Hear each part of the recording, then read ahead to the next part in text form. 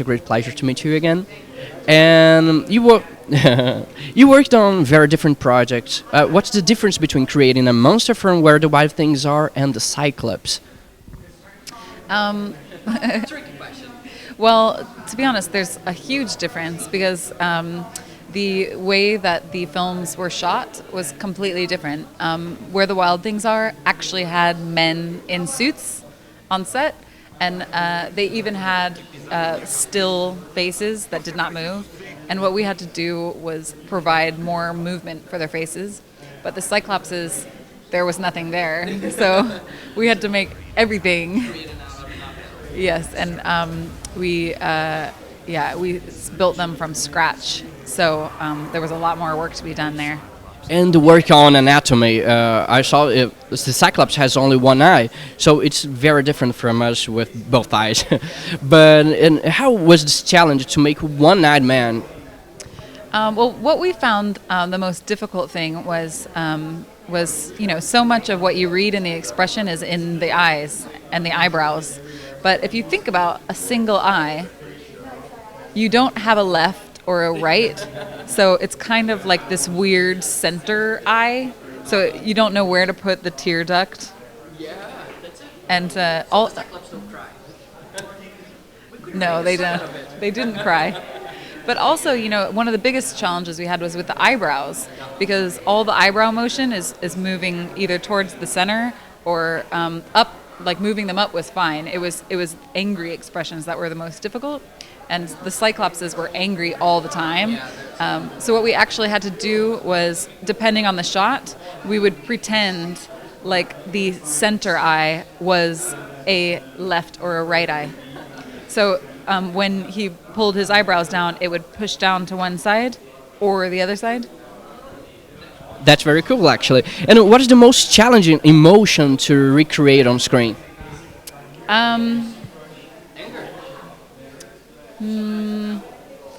What's the most challenging emotion? Well, to be honest, it's the emotions. You don't need to do a lot with the face to emote.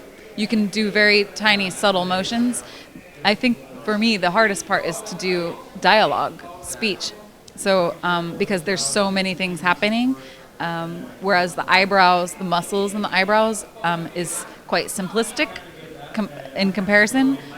So I would say dialogue is the hardest, and also the eyes, getting the subtleties of the eyes is equally difficult in every single emotion. And when we were talking about characters, they should interact. I mean, in dialogues or just hugging. And what is the most difficult part of all of it? Because when you're hugging, you have to interact with more than one object. So is it that really hard? Yeah, I mean, again, depending on how it's shot. Like for Dobby in Harry Potter, there's a part at the end where Harry Potter is sort of cradling Dobby, and they actually put in a doll so that they could get the weight and the actor to respond to that. The interaction with actors or the set, I mean, it's almost done on a per shot basis. So it is quite a challenge, yeah. So we could say that is the most difficult part of your work. I don't think so. And what is it? I think the hardest part is to always keep a fresh eye on your work, because we work on things for a long time in film, and sometimes we get swept away with the technical parts, and I find the most difficult part is to just be able to see if it looks good or not.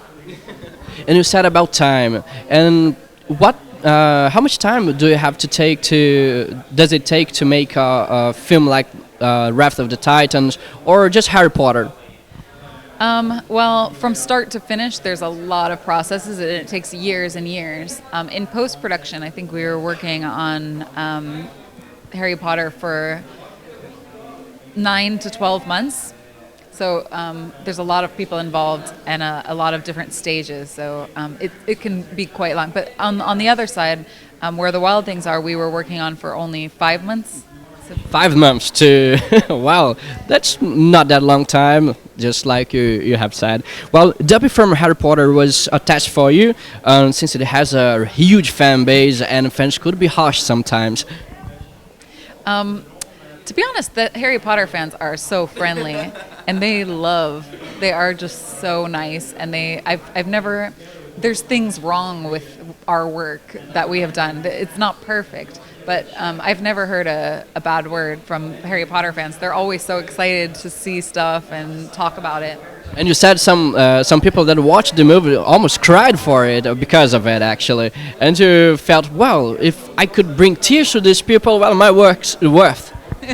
Yeah, I was really was amazed when people started crying, because to me it's something completely different now, because I've been working on it for a long time, and everyone around me has. So for me to see actually the audience perspective, seeing their reaction in the theater, it puts a completely different perspective on it. That's it. And to work on modeling, the person have to know how to draw. It helps if you know how to draw, not just for actually creating the characters, but also drawing really helps in communicating with other people. So if you're trying to describe to someone what you want it to look like, it really helps if you can draw. Use words and drawings. It's the best part for you, actually. Well, and what does a person have to do to become a part of this entertaining industry, like you, actually? Well, first, I think you have to find something that you are really good at, and that you really like to do, and that is the hardest part. I think finding something that you're good at that you really like is the first step, and then it's just a matter of working hard, talking to as many people, and making as many friends as you can, because every job I've ever had, I've gotten through a friend. So. Yeah, but network I think is a very cold word. What I mean is just make friends with people around you, and these are the people that are going to be in the visual effects facilities in the future. And if you keep a good relationship with them, and you are a good hard worker, and your work is of good quality, then you'll be able to find jobs more easily. And thank you, Laurie. That was a great interview. I'm really flattered to talk to you. And could you say something in Portuguese for us? Obrigada. Could you say at least "Obrigado, Planeta Acadêmico"? Wait, what do you want me to say? That's very hard for you to say, I know. But that's actually the name of our TV show. It's Academic Planet, but that's in Portuguese, Planeta Acadêmico. It's written right here. Yes, that's written there. Planeta Acadêmico. Like that? That's it. Obrigado, Planeta Acadêmico. Obrigada, Planetica Acadêmico. That's it. So, thank you very much, Laurie. No, that's great. That's better than my English, let's say. So, thank you.